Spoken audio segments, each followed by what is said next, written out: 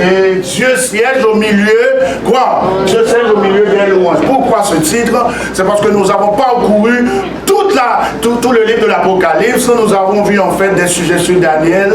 Et le chapitre 4 et 5, on n'était pas trop entré dans le chapitre 4 et 5. Effectivement, le chapitre 4 et 5, c'est ce que nous allons voir maintenant.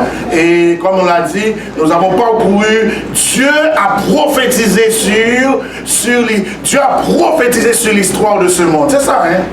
Les 7 lettres, les 7 sceaux, les 7 trompettes. Il y a beaucoup de 7. C'est quoi? C'est rien d'autre. Je vous résume les 7 pour. C'est tout ce que ça veut dire. C'est que Dieu a prophétisé sur l'histoire du monde. Il a dit, c'est-à-dire que la prophétie, je l'ai toujours dit, c'est le planning de Dieu. Dieu est entré dans l'histoire. Dieu est intervenu. Il nous a avertis en avance ce qui doit arriver dans le futur. Pourquoi? Pour que nous puissions nous préparer. C'est pourquoi nous prêchons la prophétie. Bien aimés dans le Seigneur, nous prêchons la prophétie et nous prêchons le royaume de Dieu. L'objectif, c'est pas de prêcher la prophétie. Ce que nous voulons prêcher, c'est juste qu'on prêche la prophétie.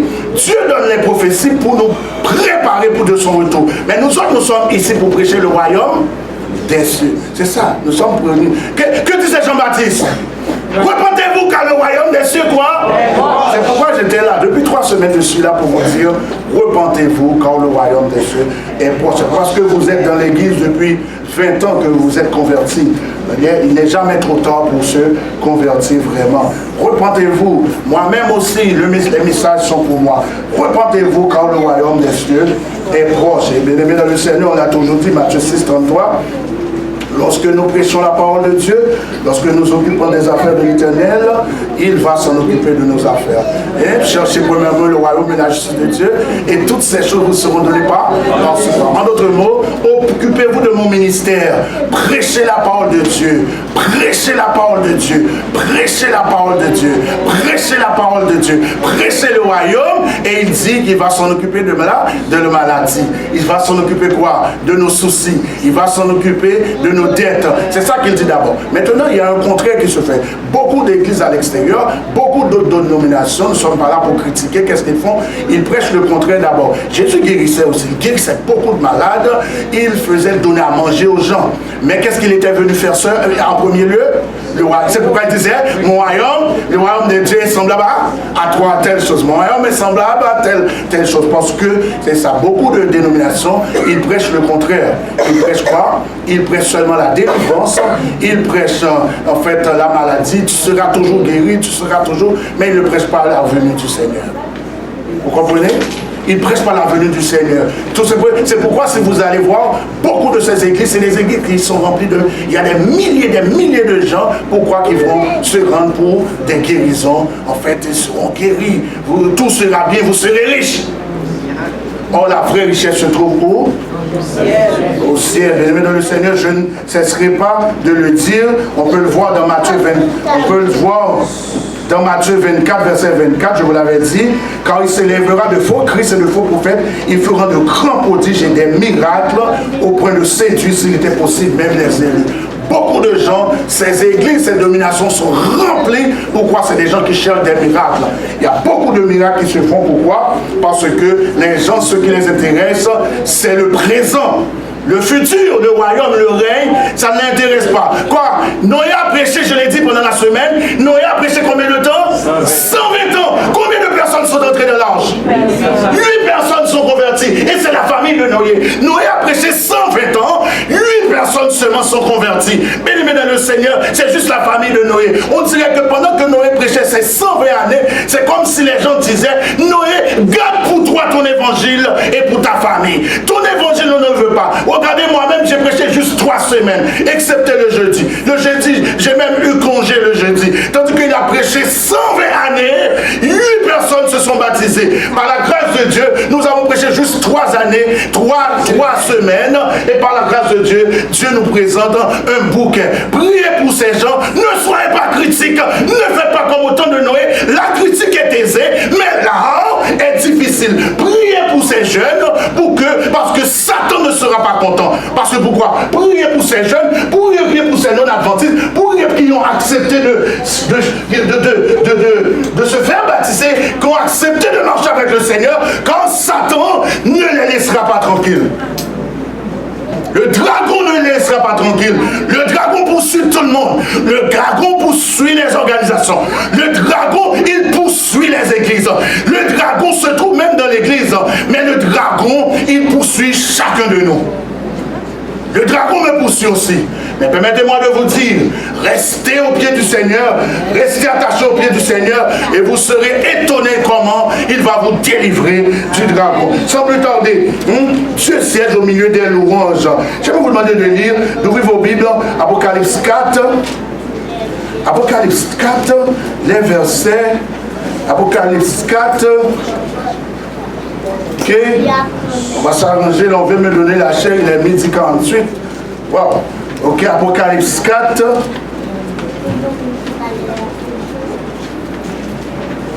Après cela, je regardais, et voici une porte était ouverte dans le ciel. La première voix que j'avais entendue, comme le son d'une trompette, et qui me parlait dit, monte ici, et je te ferai voir ce qui doit arriver dans la suite. Bien-aimés dans le Seigneur, comme on l'a toujours vu, comme on l'a toujours dit, Dieu envoie ses prophètes, Dieu donne ses visions à qui? À Jean, pour nous permettre de voir ce qui doit arriver dans le futur.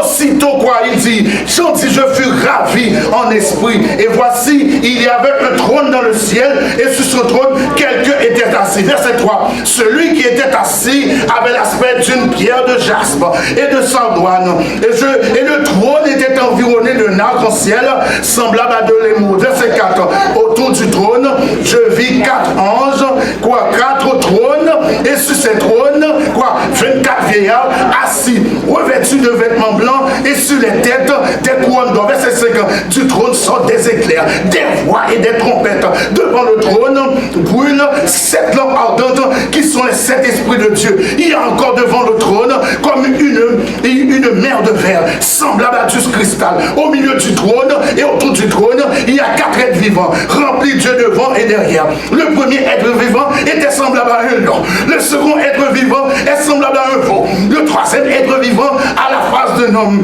Et le quatrième être vivant est semblable à un aigle qui vole. Les 4 vivants, verset 8, ont chacun 6 ailes. Et ils sont remplis de Dieu tout autour et au-dedans. Ils ne cessent, répétez avec moi. Et ils ne cessent de dire jour et nuit, Saint, Saint, Saint est le Seigneur, le Tout-Puissant, qui était, qui est et qui vient. Verset 9, quand les êtres vivants rendent gloire et honneur et action de grâce à celui qui est assis sur le trône, à celui qui vit au siècle des siècles. Verset 10, les 24 vieillards se prosternent devant celui qui est assis sur le trône et ils adorent celui qui vit au siècle des siècles et ils jettent leur couronne devant le trône en disant, tu es quoi? Tu es digne. Tu es digne Tu es digne notre Seigneur et notre Dieu de recevoir la gloire. Tu es digne de recevoir la gloire. Tu es digne de recevoir la gloire et l'honneur et la puissance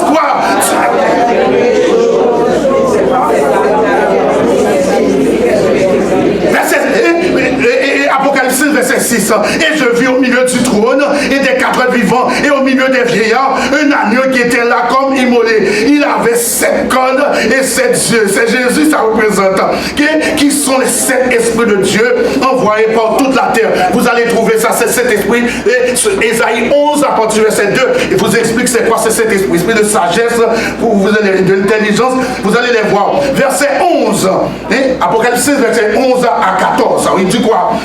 Je regardais et j'entendis la voix de beaucoup d'anges autour du trône et des êtres vivants et des vieillards, et le nombre était quoi? Des myriades de myriades et des milliers de milliers. Il disait d'une voix forte, l'agneau qui a été immolé est digne de recevoir. Ça veut dire l'agneau qui a été immolé, c'est qui? C'est Jésus, lui qui a donné son sang pour nous, lui qui a été meurtri sur la croix, lui bien-aimé dans le Seigneur. C'est grâce à son sang, nous étions devenus ennemis du Père. Il a donné son sang pour nous et on était de parler de lui. L'agneau qui était immolé est digne de recevoir la puissance. Il est digne de recevoir quoi? La richesse, la sagesse, la force, l'honneur, la gloire et la louange. Verset 13, et toutes les créatures qui sont dans le ciel et sur la terre, sous sur la terre, sur la mer, et tout ce qui s'y trouve.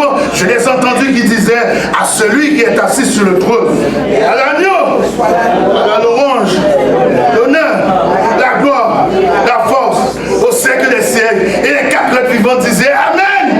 Les quatre êtres vivants disaient quoi? Amen. Et les vieillards se prosternaient et adoraient. Verset 9 maintenant. Apocalypse 9. Et ils chantaient quoi?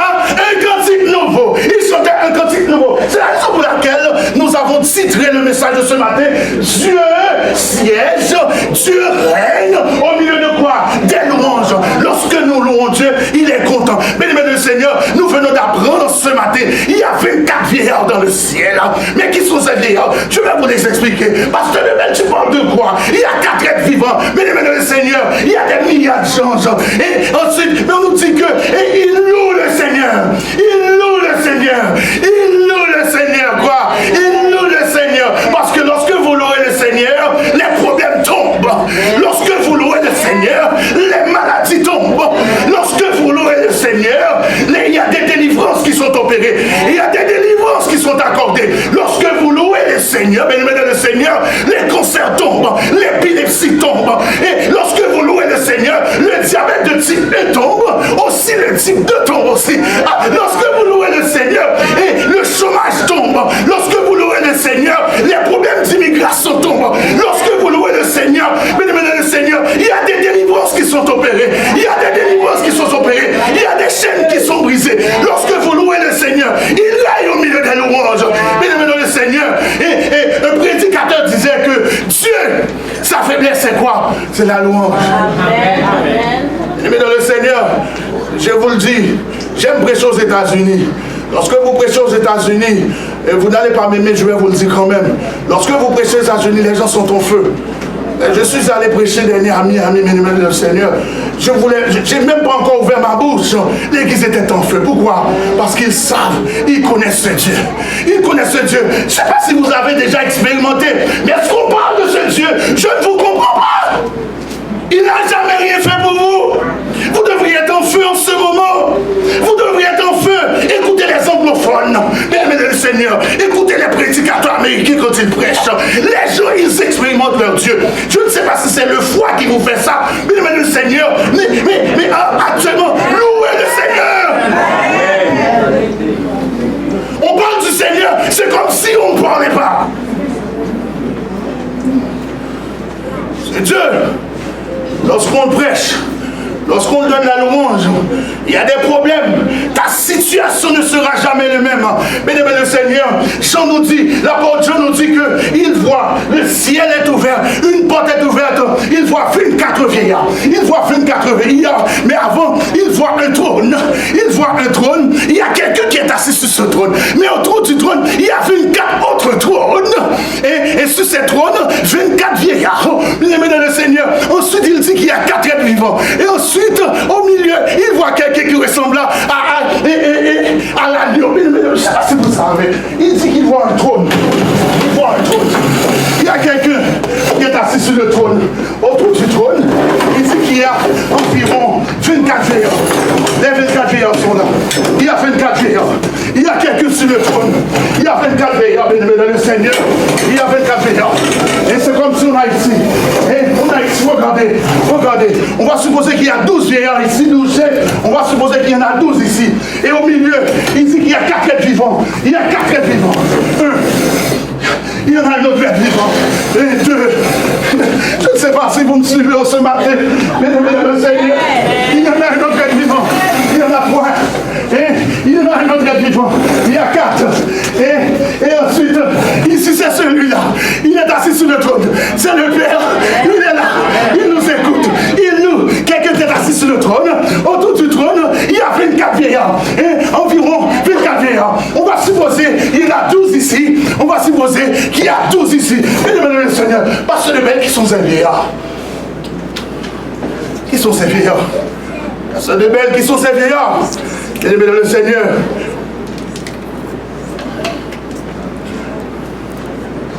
Permettez-moi de vous dire, avant de répondre à la question qui sont ces vieillards, Lévitique 19, verset 32, vous allez lire chez vous.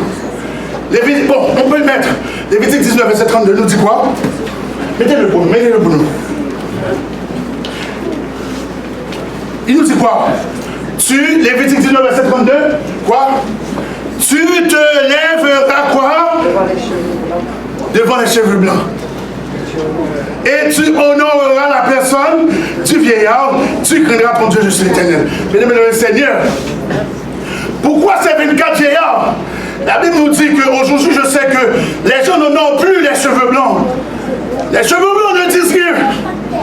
Et les cheveux blancs, mesdames et messieurs, Seigneur, permettez-moi de vous dire, ce sont les cheveux blancs qu'on rencontre au ciel. Qui symbolise quoi? Ça symbolise leur sagesse. Ça symbolise en fait leur sagesse. Ça symbolise aussi en fait ça symbolise en fait le respect. Il inspire respect, il inspire sagesse, il inspire en fait expérience. On voit 24 veillards. Et aujourd'hui, les gens, ou peut-être on ne respecte plus les cheveux blancs. Et les mesdames, le Seigneur, permettez-moi de vous dire que la parole du Seigneur de nous dire que les cheveux blancs représentent quoi? La sagesse. Les cheveux blancs inspirent le respect. Parce qu'ils ont vu le jour avant nous. Ils ont quelque chose que nous n'avons pas encore vu. Il y a un dicton qui dit, si la jeunesse savait et si la vieillesse pouvait. Et les mesdames, le Seigneur, permettez-moi de vous dire ce matin, le Seigneur de vous nous dire que il y a 24 vieillards. Et trois points importants sont soulignés. On nous dit qu'ils sont assis sur des trônes. Les veillards on fait quoi? Ils sont assis sur des trônes. Trois points importants sur les veillards. Ensuite, nous avons lu le texte tout à l'heure. Ils sont revêtus de vêtements blancs. Et ensuite, ils ont des couronnes d'or sur leur tête. Vous vous en souvenez, on a vu ça dans l'Apocalypse. Lorsqu'on a vu ça dans les 7 lettres. Et Dieu a promis quoi? Des couronnes, et des trônes. Et il a promis des couronnes, des trônes. Et ensuite des vêtements blancs qui symbolisent la justice de Jésus. Mais mesdames le Seigneur, il y a trois éléments qui sont importants. Et ces vieillards sont assis sur des trônes, ils sont revêtus de vêtements blancs, ils ont des couronnes d'or sur leur tête. Mesdames le Seigneur, permettez-moi de vous dire, avant de poursuivre, Dieu vous promet trois choses en ce moment. Lorsque vous acceptez de continuer à le suivre, lorsque vous acceptez de venir à l'église à tous les samedis, lorsque vous vous concentrez en fait normalement sur sa parole, lorsque vous méditez dans son ministère, il vous promet des couronnes. Il vous promet à chacun de vous ici une couronne. Il vous promet aussi des robes blanches. Et bien le Seigneur, il vous promet des robes blanches. Et il vous promet de vous asseoir sur le trône. Vous remarquez, c'est curieux, hein? Apocalypse 4 nous dit, je vis quelqu'un qui est assis sur son trône. Ensuite, il y a 24 autres trônes. Mais je ne sais pas. Lorsqu'on parle d'un roi, il y a un seul trône. Il y a seulement le roi qui est assis sur le trône. Si on parle de président, peut-être l'équivalent, il n'y a que le président qui est assis sur sa chaise. Il n'y a pas d'autres, il n'y a pas 24 autres présidents. Ou peut-être sur la planète Terre, si on vous parle d'un roi ou d'une reine, il n'y en a pas d'autres. Il y a juste ce seul trône. Et ici, le roi non seulement il est assis sur son trône, mais il y a 24 autres trônes qui entourent son trône. Mesdames et le Seigneur, Dieu nous dit qu'il promet à chacun de nous de régner avec lui. Il promet à chacun de nous de régner avec lui.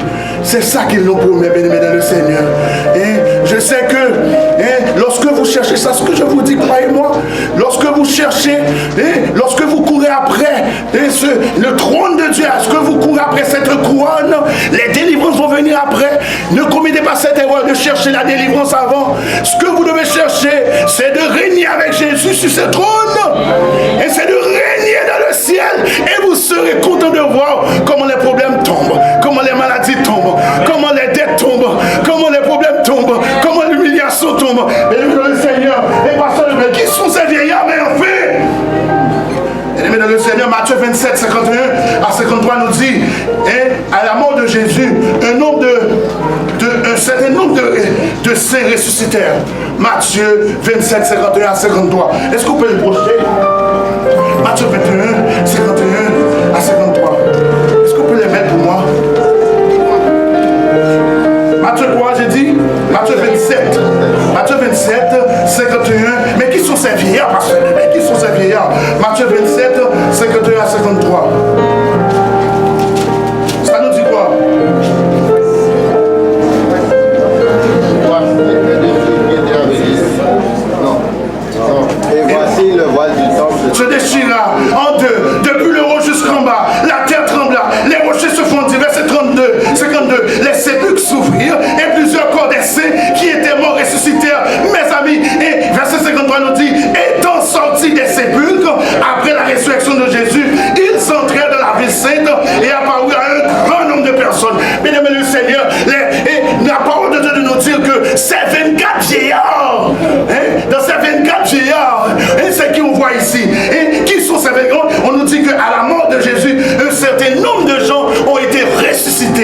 sont les saints. Ils constituent les prémices. Et Éphésiens 4, verset 8 nous dit que Jésus les amena au ciel. Ils constituent les prémices. Ils nous ont devancés dans le ciel. Bien-aimé le Seigneur, c'est 24 vieillards. Lorsqu'il a été ressuscité, il y a un certain nombre de personnes qui ont été ressuscitées avec lui. Et ces gens, ils font partie des 24 vieillards que vous voyez. Que Jean parle dans Apocalypse 4. J'en parle de 24 vieillards. Mesdames et Seigneur, il constitue la première partie des 24 vieillards. J'ai dit que supposons que c'est 12 ici. Supposons qu'il y a 12. Ça veut dire qu'il représente le peuple de Dieu en totalité. Il représente l'ancienne alliance. Il représente la première partie, en fait, des 24 vieillards. Et l'autre partie, c'est qui, pasteur? Mais l'autre partie, c'est qui? Les 12 apôtres constituent la deuxième partie des 24 vieillards. Selon Luc 22, verset 28 à 30. Les 12 apôtres constituent quoi, je dis? La deuxième partie des 24 vieillards. Bien-aimé le Seigneur, si vous pouvez lire chez vous 1 Jean 5, verset 7 ou Apocalypse 7, verset 1, vous allez découvrir que normalement 12 multiplié par 2, ça fait 24, ou 3 fois 4, ça fait 12. Le 3 qui est représente la Trinité, et le 4, on parle souvent des 4 vents de la terre. Il y a 4 anges qui retiennent 4 vents de la terre. 4 qui représentent, c'est le chiffre humain. Le 4, c'est le chiffre humain, et 3, c'est le chiffre de la Trinité. 3 fois 4, ça donne quoi? 12. Bien-aimé le Seigneur, permettez-moi de vous dire, c'est 24 vieillards. 24 vieillards. Il y a une première partie qui représente l'ancienne alliance. Et la deuxième partie représente les apôtres. Écoutons, le nombre des 24 évoque le service du sanctuaire assuré par 24 groupes. Écoutez, c'était dans l'Ancien Testament. Le nombre 24 évoque quoi? Le service du sanctuaire assuré par 24 groupes de prêtres assistant le souverain sacrificateur. Selon 1 Chronique 24, verset 3, verset 5, verset 7, verset 18, verset 19. Les 24 vieillards assistent Jésus-Christ aussi. Les 24 vieillards, remarquez, assistent Jésus-Christ, Apocalypse 6, verset 8 à 10. Et de le Seigneur, le nombre 24 aussi évoque le service d'adoration du sanctuaire. Ce service était assuré par 24 groupes de 12 lévites, qui sont au total de 288 lévites, chantant et jouant de la harpe. Et sur la terre, on avait un sanctuaire, il y avait environ 24 groupes de lévites et qui totalisent 288 lévites. Bien-aimé de le Seigneur, c'est quelque chose qui, dans l'Ancien Testament, ça existait vraiment. Il y avait 24 groupes de lévites qui assistaient le souverain sacrificateur dans le service du sanctuaire. Et aussi, bien-aimé de le Seigneur, aussi, vous qui m'écoutez, aussi, amis des ondes, dans le sanctuaire céleste, les 24 vieillards participent par le chant et la harpe au service d'adoration. Bien-aimé le Seigneur, il est digne de recevoir, louange. Bien-aimé le Seigneur, ce Jésus qui a été immolé, il a donné son sang pour nous. Il règne au siècle des siècles. Et il est digne de recevoir louange. C'est 24 vieillards. C'est 24 vieillards qui sont actuellement dans le ciel. Ils jouent quoi? Ils jouent la harpe. Et ils jouent des instruments. Ils sont en train de fêter. Tandis qu'actuellement, lorsqu'on chante, c'est difficile de trouver des gens qui chantent. C'est difficile. Nous fermons nos bouches. Dieu fait des miracles pour nous. Il fait des merveilles pour nous. Mais nous autres, nous gardons nos bouches fermées. Nous allons terminer bientôt. Comme les 24 vieillards, il y a 4 êtres vivants. Comme les 24 vieillards, qu'est-ce que j'ai dit? Il y a 4 êtres vivants. Et 4 êtres vivants qui participent au service d'adoration aussi. Apocalypse 19, versets 4 et 6. Les 4 êtres vivants, ce sont des anges. Ces 4 êtres vivants, l'Apocalypse, le livre de l'Apocalypse les appelle 4 êtres vivants. Ésaïe va les appeler des chérubins. Ésaïe va les appeler des séraphins. Et Ézéchiel, vous pouvez lire ça dans Ésaïe 6, verset 1 à 3. Ésaïe 6, verset 1 à 3. Et Ézéchiel 1, 6, 10, ou peut-être Ézéchiel 10, verset 12 et 14, va les appeler des chérubins. Ils sont les appellent 4 êtres vivants. L'apôtre Jean est en vision, il voit 4 êtres vivants. Ésaïe, lorsqu'il est en vision, il voit des séraphins. Et Ézéchiel, il voit quoi? Des chérubins. Et le Seigneur, permettez-moi de vous dire, les spécialistes de la prophétie, les spécialistes qui ont étudié la Bible, ils ont découvert, et en fait, comme on l'a dit ici, et ils ont découvert que ces 4 êtres vivants sont semblables. Le premier semblable à quoi? Le premier semblable à un lion. La parole de Dieu nous dit, vous pouvez lire ça, Apocalypse 4, verset 7. Apocalypse 4, verset 7. Le premier est semblable à quoi? À un lion. On va le lire. Apocalypse 4, verset 7. Le premier être vivant est semblable à un lion. Le second être vivant est semblable à un veau. Le troisième être vivant est semblable à la face d'un homme. Et le quatrième être vivant est semblable à un nez qui vole. Mais le Seigneur, les spécialistes disent que ces quatre êtres vivants, ils représentent quatre ministères de Jésus-Christ. Je ne sais pas si vous me suivez en ce moment. Ça veut dire que le lion qui est le roi des forêts, le lion est quoi? Le roi des forêts. Ça veut dire que le lion est le roi des animaux. Vous pouvez trouver ça. Et dans Osée 11, verset 10, Apocalypse 5, verset 5, ça représente, le lion représente aussi la majesté de Dieu. Le représente la puissance de Dieu. Le lion représente la majesté de l'agneau. Ça représente la majesté de Jésus. Ça représente la puissance de Jésus. Mais le Seigneur, permettez-moi de vous dire en ce moment. Permettez-moi de vous dire en ce moment. Lorsque le diable, Osée 11, verset 10, j'aimerais que vous lisez Osée 11, verset 10. Vous allez voir. Qu'est-ce qu'on dit de ce lion-là? Osée 11, verset 10.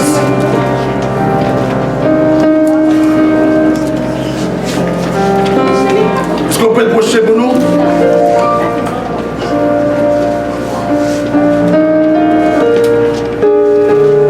Vous avez Osée 11, verset 10.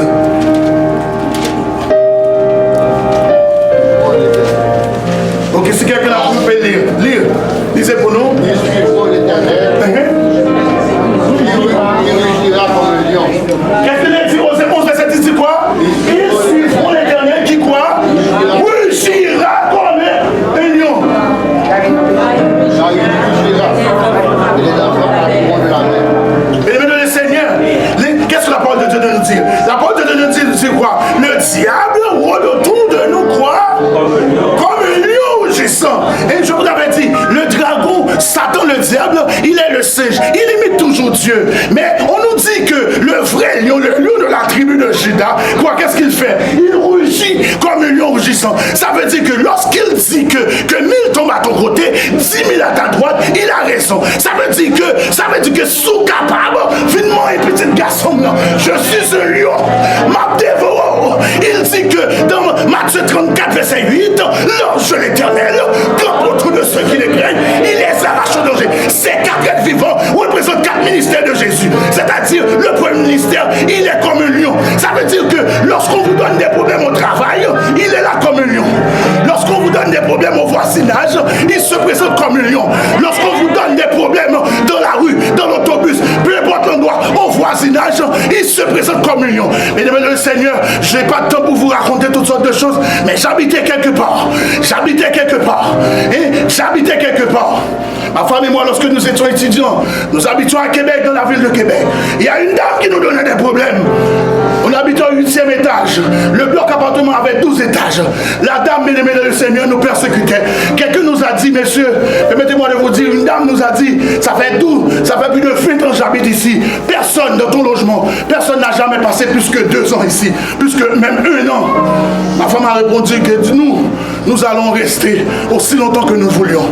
Mesdames et le Seigneur, permettez-moi de vous dire, la dame nous persécutait. Elle a trouvé que ça ne suffit pas. Elle nous a envoyé, la police est venue chez nous plus de 20 fois. Elle dit qu'on fait du bruit parce qu'elle était au 7e. En dessous de nous, nous sommes au 8e. Il dit qu'on fait du bruit. Il dit toutes sortes de choses. La police vient. À chaque fois que la police vient, j'ai dit à la police de ne pas vous occuper de cette dame. La police dit, monsieur, c'est notre affaire. Et occupe-toi des affaires. Nous nous occupons de nos affaires. On a dit que cette dame avait un dossier comme ça. Un dossier épais comme ça au bureau. Et il y a une dame qui m'a dit qu'elle a déjà appliqué de la matière fécale sur sa porte. Et le bureau est au courant, on n'a rien fait. Dans le Seigneur, et des fois je me réveillais, des fois ma femme et moi on se réveillait, ou peut-être même pendant le jour on vient de rentrer, on est sorti tout de suite, il y avait de la matière fécale sur notre porte.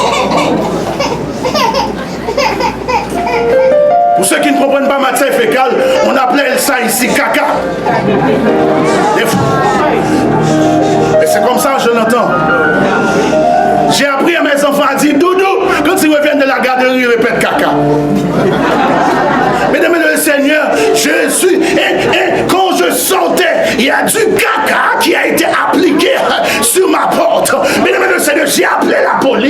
La police a dit, je ne sais pas c'est quoi, monsieur. Je vais goûter pour voir c'est quoi. J'ai dit, je ne sais pas, il y a toutes sortes de mélanges, je ne sais pas, matière fécale, et peut-être en fait moutarde, ou peut-être du sirop de miel. Je ne sais pas c'est quoi. La police est venue. J'ai dit, cette dame nous persécute. Elle dit, monsieur, je vais goûter pour voir c'est quoi qu'elle met sur ta porte. Si je tombe, on fait le 911. Le monsieur a goûté. Je ne sais pas qu'est-ce qui lui est arrivé après, mais il avait goûté ça. Mesdames et le Seigneur, permettez-moi de vous dire que le lion de la tribu de Juda est vivant. Lorsqu'il ces quatre êtres vivants, le premier là est semblable à quoi? À un lion. Le deuxième est semblable à un bœuf. Le troisième est à la face d'un homme. Et le quatrième est semblable à un aigle. Mais le Seigneur, le lion est toujours là. Lorsque Satan croit qu'il peut tourner autour de nous comme un lion rugissant, le vrai lion, le lion de la tribu de Juda, lui, regardez, Satan, il rôde autour de nous comme il fait semblant d'être un lion, comme un lion de rugissant. Mais la parole de Dieu de nous dire que Jésus se présente comme, et Jésus quoi? C'est le lion de la tribu de Juda. En d'autres termes, lorsqu'on te donne des problèmes au travail, il se met debout. Lorsqu'on te donne des problèmes au travail, le patron veut te donner des problèmes, et des collègues veulent te donner des problèmes. Je te demande, il faut appeler le lion. Il faut appeler le lion. Le lion va venir. Il va venir. Lorsque tu appelles, le lion va venir. Lorsque le lion se présente, et l'ennemi ne peut pas se tenir debout. Lorsque le lion de la tribu de Juda se présente, l'ennemi ne doit pas se tenir debout. Aimez le Seigneur. Lorsqu'au voisinage on te donne des problèmes, appelle le lion de la tribu de Juda.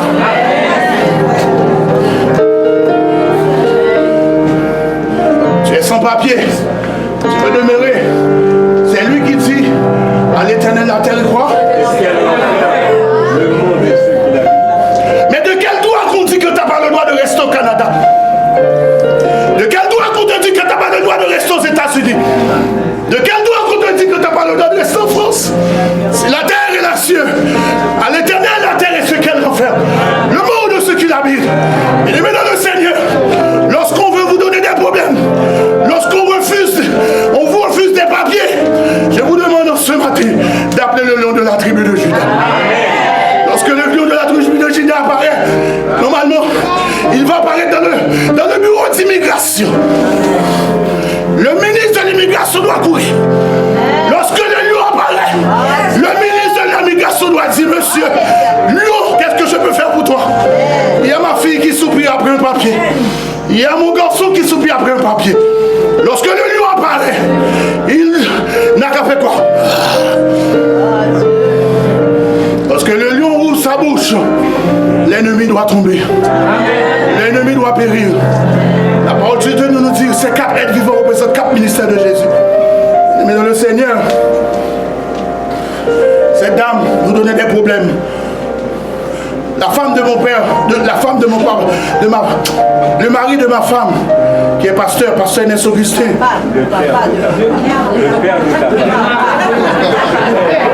Le père de ma femme, qui est pasteur Élisée peut-être doit le connaître. Il le connaît. Beaucoup vous connaissez pasteur Ernest Augustin. Ma femme lui a soumis. Il est en Haïti, ma femme. On lui a expliqué ça. Qu'est-ce qu'il a dit? Il a dit, mettez-vous à genoux. Est-ce que vous connaissez le nom de la dame? Prenez le nom de la dame et priez sur ce nom pendant 7 jours. Et nous avons écouté. Pasteur Ernest nous a dit, priez, mettez le nom de la femme. Lorsqu'on vous donne un problème, mettez le problème. Vous pouvez écrire ce problème sur un bout de papier. Le cancer, la maladie, vous n'êtes pas intelligent. On dit que vos enfants ne peuvent pas apprendre en classe. Moi je sais ce que vous dites. Et on vous dit que vos enfants, ils ne pourront jamais aller loin. Albert Einstein, on parle de lui aujourd'hui. Et Albert Einstein a été remis à ses parents. Albert Einstein, on parle de lui aujourd'hui. On a dit que, on a appelé ses parents. On a dit que cet homme, il n'y a plus rien à faire avec lui. Aujourd'hui, tout le monde parle de Albert Einstein. Et vous connaissez sa fameuse théorie. Et vous savez sa fameuse théorie. Et vous connaissez aujourd'hui, tout le monde suit Albert Einstein. On dit que c'est le plus grand génie des génies. Mais le Seigneur, permettez-moi de vous dire quelque chose. Lorsqu'on pense qu'on peut vous humilier, mettez-vous à genoux sur le problème et invoquez le nom, le lion semblant d'être un lion. Regarde, Satan, il rôde comme. Mais Jésus, lui, il est quoi? Il est le lion de la tribu de Juda. Lorsque j'appelle ce lion, il campe beaucoup de ceux qui le craignent. Lorsque j'appelle ce lion, peu importe l'endroit où se trouve la nourriture, doit le chercher pour moi. Lorsqu'il vient le lion, normalement, lorsque j'appelle ce lion, peu importe l'endroit où se trouve le travail, il doit trouver le travail pour moi. Lorsque j'appelle ce lion, peu importe le démon qui envahit ma vie, moi enfants, peu importe le problème qui nous envahit, je ne connais pas tes problèmes en ce moment, mais lorsque tu appelles le lion de la tribu de Juda, il ne fait pas semblant. Satan est comme. Il voit de dos de nous comme. Mais le vrai lion apparaît. Amen. Le Seigneur, on doit finir. Le Seigneur, la Bible nous dit, il était semblable à un veau. Quoi? Et si vous lisez Isaïe 53, verset 3 et 4, Isaïe 53, verset 3 et 4, lisons ça ensemble. Isaïe 53, verset 3 et 4. Qu'est-ce qu'il a dit? Isaïe 53, verset 3 et 4. Isaïe 53, verset 3 et 4, il dit quoi? Méprisé et abandonné des hommes de douleur, habitués à la souffrance, semblable à celui dont on détourne le visage. Nous l'avons dédaigné, nous n'avons fait de peu de haine de lui, aucun cas. Cependant, ce sont nos souffrances qu'il a portées, c'est de nos douleurs qu'il s'est chargé, et nous l'avons considéré comme puni, frappé de Dieu, humilié. Mais il était blessé pour nos péchés, brisé pour nos iniquités. Le châtiment qui nous donne la paix est tombé sur lui, et c'est par tes maîtrises que nous sommes guéris. Le bien-aimé du Seigneur, le veau, le bœuf, symbolise le roi des champs, mais en même temps, ça symbolise la patience de Jésus aussi. Ça symbolise l'amour de Jésus. Ça symbolise la souffrance de Jésus. Pourquoi? Parce qu'en même temps, il dit qu'il est, en même temps qu'il se présente comme un lion autour de nous, pour pouvoir combattre pour nous. Mais il te dit aussi, il se présente comme celui qui a été immolé. Il se présente comme celui, en fait, il a versé son sang pour nous, afin que nous puissions avoir accès au salut. Parce qu'il sait, pendant que nous nous préparons pour aller au ciel, vous allez avoir toutes sortes de persécutions. Il sait que vous avez besoin de manger. C'est pourquoi il fait sortir sa face de lion. Pendant que vous vous préparez pour aller au ciel, il sait que normalement vous avez besoin de payer les factures. Vous avez besoin d'honorer les factures. C'est pourquoi il se présente sur la face de lion aussi. Il pour vous protéger, parce que en route vers les ciels, vous allez rencontrer des épines. En route vers les ciels, vous allez rencontrer des maladies, toutes sortes de problèmes. Et bien aimé le Seigneur, cette dame qui nous donnait des problèmes. Et finalement, le bureau a mis une caméra sans le savoir. La dame est venue appliquer de la matière fécale une dernière fois et on l'a attrapé. Après 7 jours de prière, nous avons invoqué le lion de la tribu de Juda. Et on l'a attrapé. Et on l'a attrapé. Et ma femme avait dit que nous allons rester ici. C'est cette dame qui doit partir. Mais croyez-moi, la dame vivait depuis plus de 20 ans dans l'office. Le lendemain, la dame a quitté la bâtisse. Elle a rencontré ma femme de la rue. Elle a dit quoi? Lorsque le lion de la tribu de Juda apparaît pour vous, l'ennemi doit se plier devant toi. Elle a rencontré ma femme de la rue. Elle a dit quoi? Et c'est toi qui est la cause qu'on m'a mis à la porte. C'est fermer tes dehors, oui. Nous calmer quoi pour fermer tes dehors. Ma femme m'a dit que tu ne sais pas à qui tu avais affaire. Tu me donnais des problèmes, mais j'ai convoqué le lion de la tribu de Juda. Et le lion de ta tribu de Juda est entré. Sa maison, c'était au 7e logement. Il est allé directement dans son logement. Il a vu le lion. Elle a vu le lion. Et elle a quitté. Elle ne pouvait pas résister. Et le Seigneur, lorsque quelqu'un vous donne des problèmes, appelez le lion. Lorsque vous luttez, vous avez des problèmes d'ordre spirituel, il faut appeler le bœuf. Et il a donné son sang pour vous. Et c'est grâce à son sang que vous pouvez aller au ciel. Mais le Seigneur nous dit aussi, mais dans l'homme, c'est le roi quoi? L'homme, c'est le roi de la création. Ésaïe 11, verset 2, Hébreux 2, verset 18, qui représente quoi? La sagesse du Seigneur. Ces 4 ministères, ces 4 ministères des anges représentent Jésus-Christ. Et quoi? En fait, Hébreux 2, et on nous dit que l'homme, ça représente Jésus-Christ dans son humanité aussi. Amen. Dans son humanité. Il nous comprend. S'il ne nous comprenait pas, comment il allait se présenter comme un lion pour nous. Il nous comprend. Il comprend ton problème, ma soeur. Il comprend. Il a la face d'un homme aussi. Il est la face d'un homme aussi. Lorsque l'ennemi veut nous attaquer, il se présente comme un lion. Lorsque nous réclamons son sang pour le ciel, il se présente comme un bœuf. Lorsque nous réclamons en fait sa sagesse, lorsque nous réclamons, nous avons des problèmes de toutes sortes qui se présentent de nous, autour de nous, il se présente comme un humain et il met sa main autour de nous. Ma soeur, mon frère, mon enfant, ne t'effraie pas. Lorsque tu es victime, en anglais on appelle ça bullying, on appelle ça comment en français, hein? Intimidation. Lorsque vous êtes victime d'intimidation, j'ai vu à la télé, j'ai vu sur YouTube un enfant qui s'est enlevé la vie, s'est suicidé parce qu'à l'école, elle était victime d'intimidation. Vos enfants sont peut-être victimes d'intimidation. Ses parents ont porté plainte, l'école n'a rien fait. Finalement, l'enfant a enlevé sa vie. Mais le Seigneur, vous, chers enfants, vous n'êtes pas trop jeunes pour comprendre la parole. Lorsque les choses paraissent difficiles, non seulement vous pouvez appeler le lion, et appeler le bœuf, mais il a la force aussi d'un homme. Il te comprend. Et il te comprend. Et tu l'appelles, il a la face d'un homme. Et il se présente comme au méchant. Il se présente comme ces intimidateurs, ces gens qui veulent vous intimider comme un lion rugissant. Et il va les détruire. C'est lui qui dit que si tu traverses, il est prêt à donner l'Égypte à ta place, pour ta rançon. L'Éthiopie et Saba à ta place. Mais dans le Seigneur, je l'avais dit la fois dernière, s'il le faut que le Seigneur fasse disparaître Haïti, s'il le faut qu'il fasse disparaître le Canada et les États-Unis pour sauver un seul de ses enfants, vous pensez que c'est une blague? Jésus est prêt à faire disparaître la planète Terre. Il est prêt à faire disparaître le Canada, les États-Unis, le Mexique, la France. Là aussi, pour sauver un seul de ses enfants qui est prêt à aller au ciel. Pour sauver un seul de ses enfants qui accepte le baptême. Il est prêt. Il est prêt à donner sa vie pour vous. Et maintenant le Seigneur, permettez-moi de vous dire, il est prêt. Il dit, je donne des hommes à ta place. Des nations pour ta vie. Et maintenant le Seigneur, vous ne savez pas, le pasteur a raconté pendant le tremblement de terre, qui a eu lieu en 2010, et puis un homme, il était là, le pasteur a dit c'est lui qui allait mourir, et puis un homme s'empressait, l'homme klaxonnait le pasteur. Le pasteur dit qu'il s'est mis de côté pour laisser passer l'homme. À peine qu'il a laissé passer l'homme, le tremblement de terre est arrivé. La voiture qui était devant lui s'est effondrée. Et lui, il a eu la vie sauvée. Lorsqu'il dit qu'il donne des hommes à ta place, c'est pas une mince affaire. Il a donné quoi? C'est pas que Dieu n'est pas méchant. Quoi qu'il dit?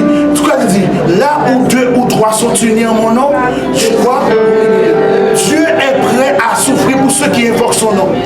Si tu n'évoques pas son nom, toi, il enlève sa protection. C'est pas que Dieu est méchant, c'est que l'homme qui s'empressait pour partir, la protection divine n'était pas sur lui. Il a devancé le pasteur et il s'est effondré. Et le pasteur a eu la protection divine et il s'est échappé devant lui. La voiture voulait dépasser. Lorsqu'il dit il donne des nations à ta place, c'est pas une blague. Lorsqu'il dit qu'il donne l'Égypte pour ta rançon, c'est pas une place. Lorsqu'il dit, c'est pas une blague. Il se présente. Et aussi, il se présente comme un aigle. La trahie est semblable comme un aigle. Quoi? Il a dit quoi?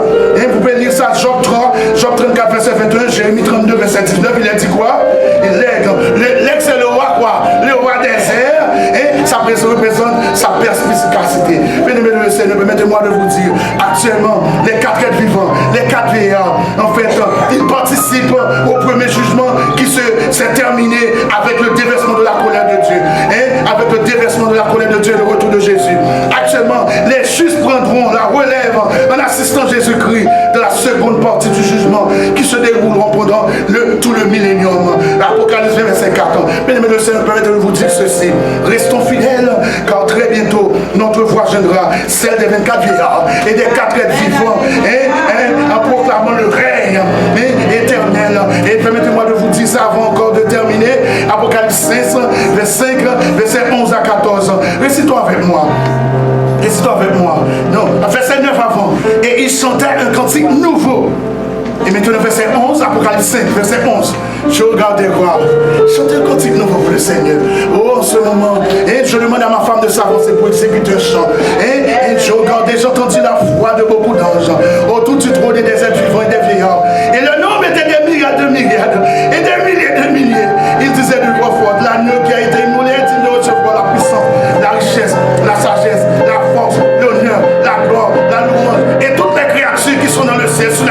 la terre, sur la mer, et tout ce qui s'y trouve. Je les ai entendus qui disaient, à celui qui est assis sur le bord, à celui